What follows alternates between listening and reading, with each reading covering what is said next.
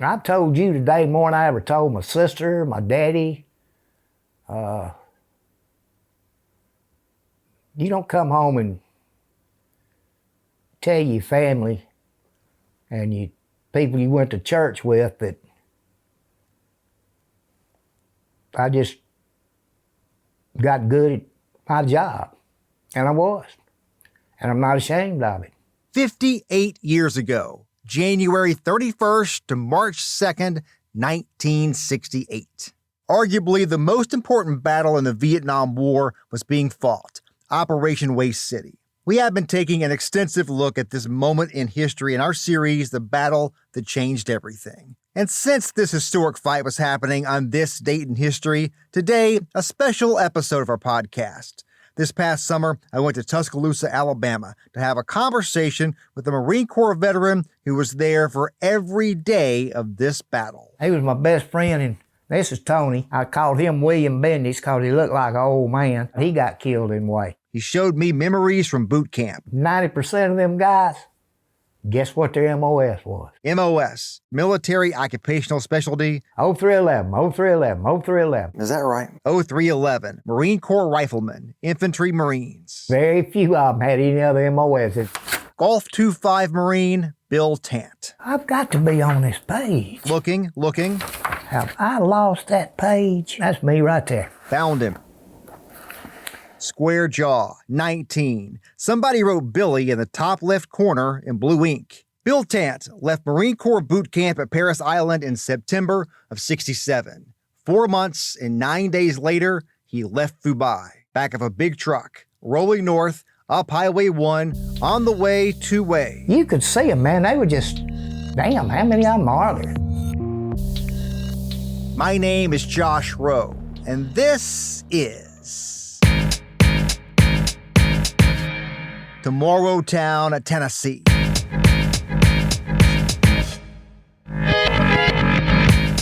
I think they pretty well knew that we didn't have too much in reserve left, and I think they underestimated what the Marine Corps could do. I really believe that. I believe they thought, okay, we got them.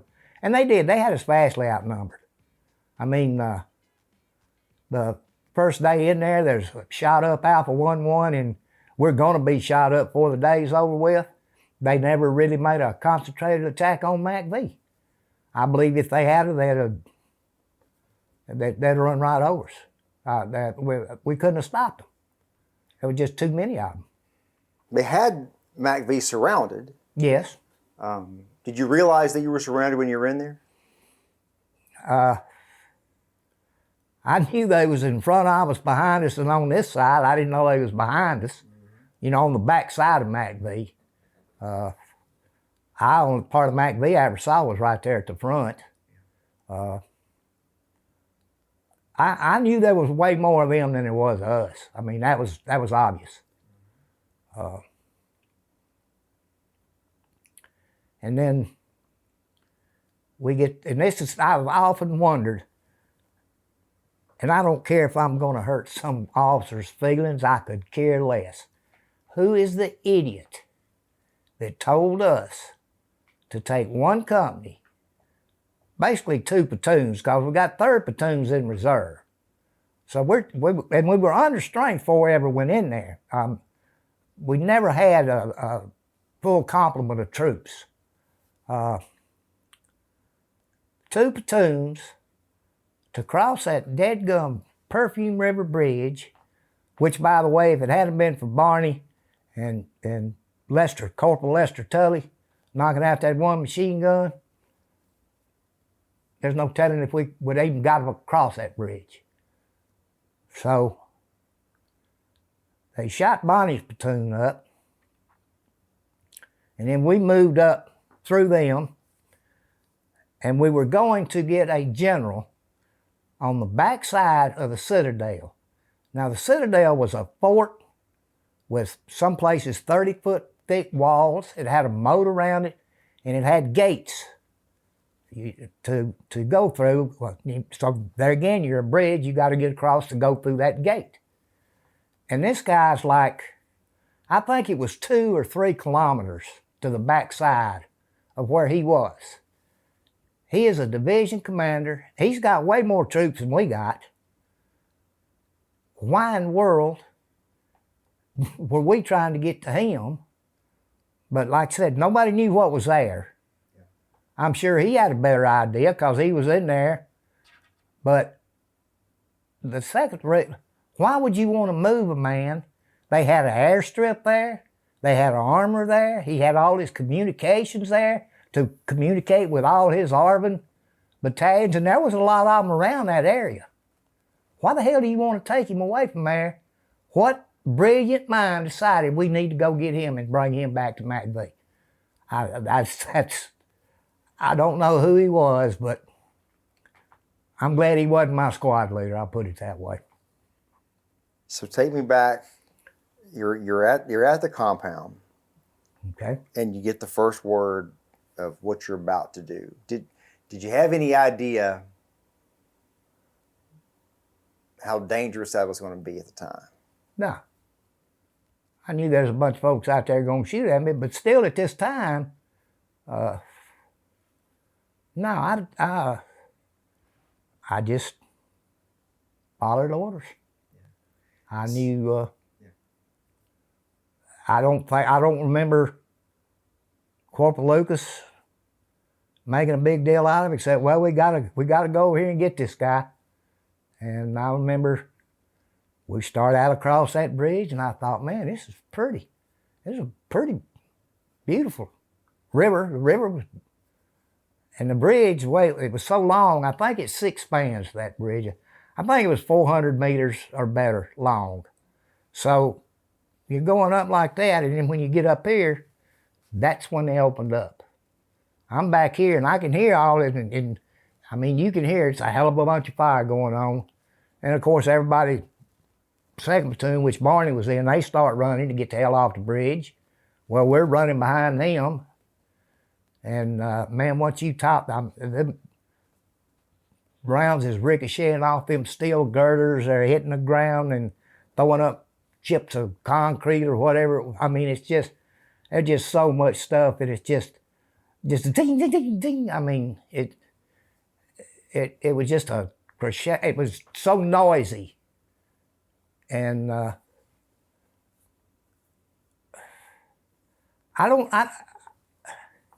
can't say at that time I hadn't really got scared. I'm just running like hell. And just knowing we got to get off this bridge. That ain't got nothing to do with Marine Corps training or anything else. That's just common damn sense. I mean, I don't know how. I know they had that one machine gun, but there was more than one automatic weapon. There was a bunch of folks. Cause see, the North Vietnam, they were all across on the other side of the river. So you could see them when you started to run? I could catch a glimpse of them here and there, but basically you running, I ain't looking for nothing except the end of that bridge. I want to get the hell off that bridge. I remember, now I don't remember Corporal Lucas saying anything, but I had a fire team leader, Corporal Fields. And I remember, and he was from Massachusetts, had a real high, had that Boston accent. And I can remember him hollering, we got to get the hell off this bridge. I remember him hollering, just go, go, go. Because, of course, he'd been there a while. I think he'd been through Operation Exit, and he knew. He probably knew right there, but it's like I said, you ain't got time to sit there and discuss it. You know, he just knew we needed to get off that bridge, and I pretty well felt that way myself. I mean, but he just confirmed it more. I guess I ran a little faster if that's possible. You're motivated. Well, when bullets start flying around you, you can do things you don't think you can do. When we moved through 2nd Platoon, we went a block and a half, 2 blocks, and there was a movie theater, had the big marquees, and it was playing Gone with the Wind. Now it was like it was advertised like this is a brand new movie or something, but that was a movie that was playing. And right there on the end was a pharmacy, and the corner was like this. It wasn't like a boom, it was kind of slanted. Well, we get here, Corporal Lucas, we went across the street and started up to the Thong Tu or Thu Tong, whatever the name of that gate was. And the other squad, I think that was Thompson, he's on this side. Cobb is back here. And we're halfway up that street. On my side of the street, there was one tree. And there's been people arguing with me, there wasn't no tree up there. Well, hell, if there wasn't no tree up there, I wouldn't be sitting here. There was a tree. On the other side, there was 4 or 5 trees. Well, this gate, I'm looking straight at the gate. And there's a, like, archway. It was a flag run up right there in the arch of that gateway going into the Citadel. Red flag, big yellow star. And I knew that. And I turned around, I did this, trying to tell people to go back. And that's when he opened up with that gun. And he hit over here. I turned and there was a wall. On my side of the street over here, it was all, there was stores and buildings. Over here was a wall, about 6, 7 foot high. Just no gate, not just a clean, just a wall. And then some buildings up here. And I just flattened up against that wall. And I remember that gun come down like this and started over here. All I can figure is he rested his finger. He just shot a couple of short bursts. I didn't get a scratch on me. He hit Corporal Lucas, and Lance Corporal Lucas was down behind him. He had turned and hit him in the throat. He would live, but he hit him in the throat. And there was and everybody's always forgot to put this guy, and I'm one of them. There was a Lance Corporal Lewis up there with us. And where he went, I don't know. I mean, he was pinned down up there with the rest of us. I don't know where he went. And then when I got a chance, I tried to get in one of those buildings. Now the machine gun, he's working on these guys over here, and the damn doors and windows was boarded shut. I couldn't get off the street. That's where the tree, and there was a tree. And I got behind that tree. And I fired maybe a magazine. I could see the machine gunner. I could see where he's at. Every time he'd pop up, I'd try to shoot back. The guys over here couldn't see him because of the tree, the foliage. He's up here and they couldn't see him. And we had a guy over there, Kitty Buchanan, and I'm hollering at him. He's got an M79. And he's pretty good with it. If he could have seen that gunner, he could have took him out, but he couldn't see him. And I'm hollering and yelling and pointing, and they think I'm hit. That's what they told me after we got, I wasn't hit. I was trying to point where the gun was. Well, Lance Corporal Kinney was a machine gunner. He gets out. I think he understood what I was saying. So he moves up where he can set his gun up where he can see them, and he didn't even he got killed right there as soon as he exposed himself. And boom, I go, and my rifle jammed. So I took my cleaning rod, poked out the shell casing, and I'm sitting there putting one round at a time. And that M16, that was the early ones. And don't tell me you keep them clean, they won't jam bullshit. I was cleaning it every time we stopped. That's why most guys had their cleaning rods in their packs. Well, we left our packs. I was still doing enough. I still had my cleaning rod hanging on my cartridge belt. And I'd poke around out and I'd go bang. I'd get back and I'd bang. And then here's where heroes come in. Here comes Doc Kirkham. And Corporal Lucas seen him.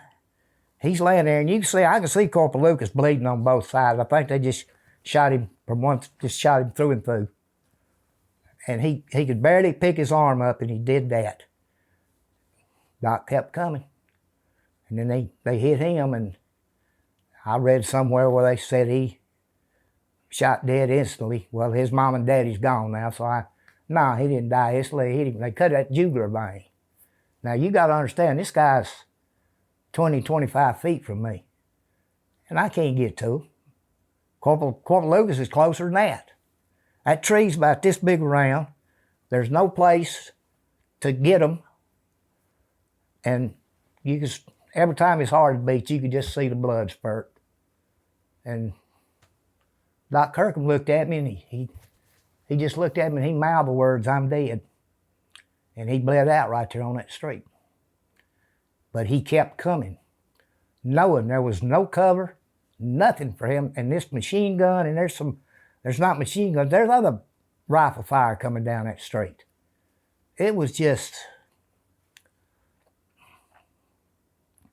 I'll never forget the noise. You can see people hollering at you. You can't hear what they're saying.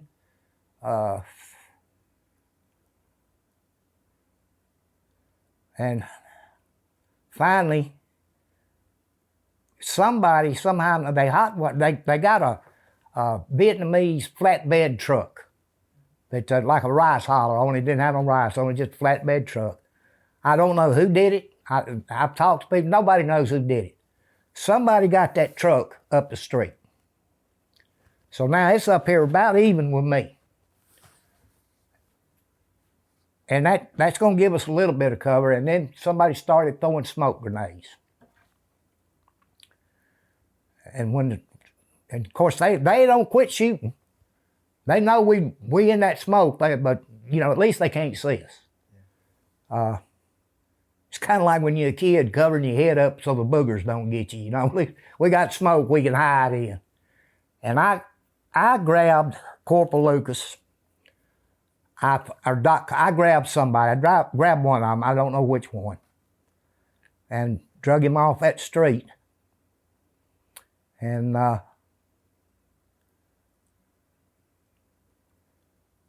then we started loading the dead and the wounded, and there was a bunch of them. And Captain Meadows made a decision. It probably cost him a star. He probably would have retired as a general. But our orders was to go, if he'd had us try it, he'd lost that whole company. And he made the decision to pull us out of there, and he wound up retiring a full bird colonel. But if he'd have tried to go on through there, there's no way. It's just no way.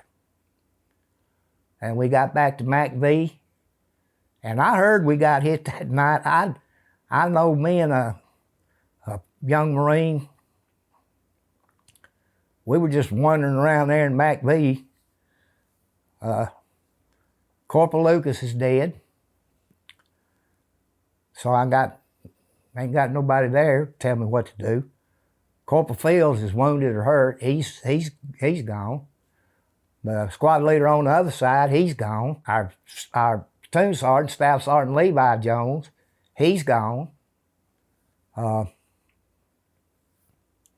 we got, you know, I didn't know other folks, so I'm one, and I found this room in McV, towards the front of McV, and I opened the door, and there's a refrigerator and two beds in there. And I just went in there and laid down.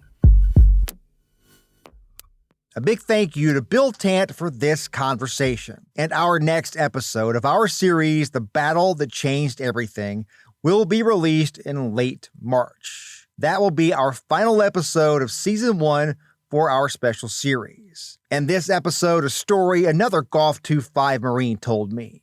Here's a sneak peek with Marine Corps veteran Barney Barnes. Has this event been written about anywhere? Nope.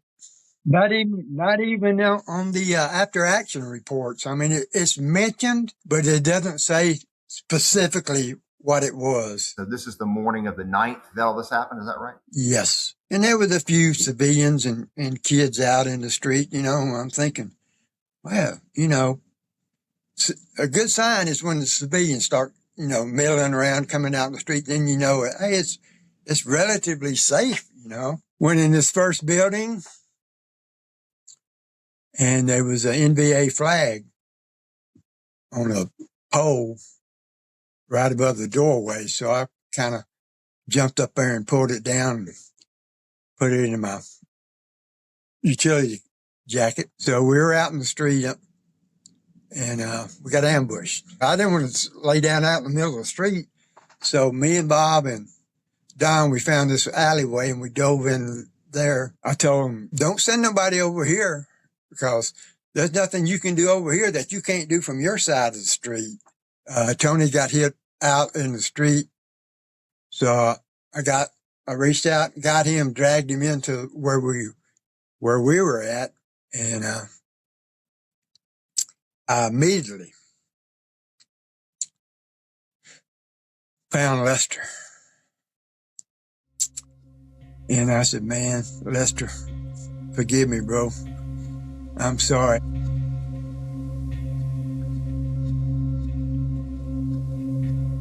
Again, that episode will be released in late March. And thank you for being here for this episode on